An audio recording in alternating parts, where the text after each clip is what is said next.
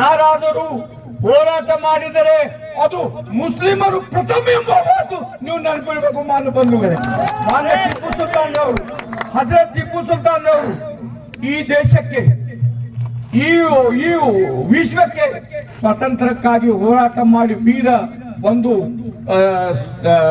ಶಹೀದ್ ಸ್ಥಾನ ಒಂದು ಯಾರಿದ್ರೆ ಟಿಪ್ಪು ಸುಲ್ತಾನ್. ಈ ದೇಶಕ್ಕೆ ಧ್ವಜ ನೀಡಿದವರು ಮುಸಲ್ಮಾನರು, ಈ ರಾಷ್ಟ್ರಗೀತೆ ಸಂದೇಶ ನೀಡಿದವರು ಮುಸಲ್ಮಾನರು, ಈ ದೇಶಕ್ಕೆ ಏನು ಚಂದ್ರ ಮೇಲೆ ಹೋಗುವಂತ ಏನು ರಾಕೆಟ್ ತಯಾರು ಮಾಡಿದವರು ಮುಸಲ್ಮಾನರು, ಈ ದೇಶಕ್ಕೆ ಏನಾದ್ರು ಸಮಾನತೆ ಪಾಠ ಮಾಡುವವರು ಯಾರಂದ್ರೆ ಅದು ಮುಸಲ್ಮಾನರು. ಏನ್ ಸ್ವಾಮಿ ತಪ್ಪು ಮಾಡಿದ್ದಾರೆ ನನ್ನ ಸಮಾಜದವರು?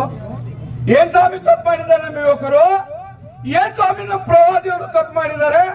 ಇಡೀ ಮಾನವ ಕುಲಕ್ಕೆ ಸಂದೇಶ ನೀಡಿದವರು ಪೈಗಂಬರು ಮುಸ್ಲಿಂಗಷ್ಟೇ ಸೀಮಿತವಾಗಿಲ್ಲ, ಮುಸ್ಲಿಮೇ ಸೀಮಿತವಾದಂತ ಮೊಹಮ್ಮದ್ ಪೈಗಂಬರ್ ಇಲ್ಲ, ಇಡೀ ಮಾನವ ಸಮಾಜಕ್ಕೆ ಸಂದೇಶ ನೀಡಿದರು.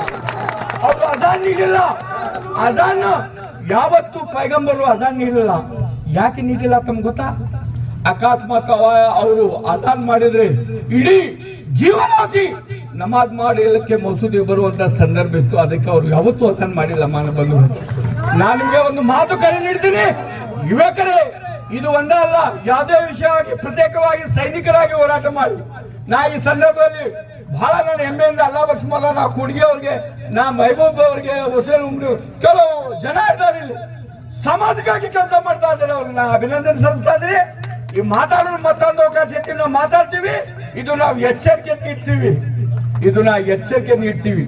ನಾವು ಸೌಹಾರ್ದಯುತವಾಗಿ ಹೋರಾಟ ಮಾಡುವುದರ ಮೂಲಕ ಈ ಸರ್ಕಾರಕ್ಕೆ ಒಂದು ತಕ್ಕ ಪಾಠ ಕಲಿಸುವ ಶಕ್ತಿ ಅದು ಏನಾದರೂ ಇದ್ದರೆ ಇದು ಮುಸ್ಲಿಂ ಸಮುದಾಯಕ್ಕೆ ಇದೆ ಎಂಬ ಸಂದೇಶ ಈ ವೇದಿಕೆ ಮುಖಾಂತರ ನೀಡ್ತಾ ಇದ್ದೀವಿ. ಮೋದಿ ಸರ್ಕಾರಕ್ಕೆ ಈಗಾಗಲೇ ಇಡೀ ದೇಶದಲ್ಲಿ ಮುಸ್ಲಿಮರು ಸಂದೇಶ ನೀಡಿದ್ದಾರೆ. ಈ ದೇಶದಲ್ಲಿ ಮುಸ್ಲಿಮರು ಮೋದಿ ಅವರಿಗೆ ಏನು ಪಾಠ ಕಲಿಸಬೇಕಾದ್ರು ಕಲಿಸಿದ್ದಾರೆ. ಅವ್ರು ಯಾವ ಲೇಲಕ್ಕೆ ಬಂದಿದ್ದಾರೆ ಎಂಬುದು ನಿಮಗೆಲ್ಲ ಗೊತ್ತು. ಅದು ಎಲ್ಲ ಅಲ್ಲಾಹನ ಕೃಪಾ ಆಶೀರ್ವಾದ, ಮೊಹಮ್ಮದ್ ಪೈಗಂಬರ್ ಅವರ ತುಫೇಲ್ ವತಿಯಿಂದ. ಮಾನ್ಯ ಬಂಧುಗಳೇ, ನಾ ಈಗಾಗಲೇ ಸ್ವಲ್ಪ ಮಾತಾಡಂತ ಎಲ್ಲರಿಗೂ ಹೇಳಾಗುತ್ತಿದ್ದೆ, ನಾನೇ ಹೆಚ್ಚು ಮಾತಾಡಿದ ಕ್ಷಮಿಸಬೇಕು. ಮತ್ತೊಮ್ಮೆ ತಮ್ಗೆಲ್ಲರಿಗೂ ತಮ್ಮ ಈ ಆವಾಜ್ ಜಿಲ್ಲಾ ಒಳಗೆ ಕೇಳಬೇಕು, ತಕ್ಬೀರ್ ಆವಾಜ್ ಜಿಲ್ಲಾ ಒಳಗೆ ಕೇಳಬೇಕು. ಅದು ಒಂದು ಕೊನೆಯ ನನ್ನ ಒಂದು ಕರೆ ನೀಡುತ್ತ ಮೂಲಕ नारा तकबीर,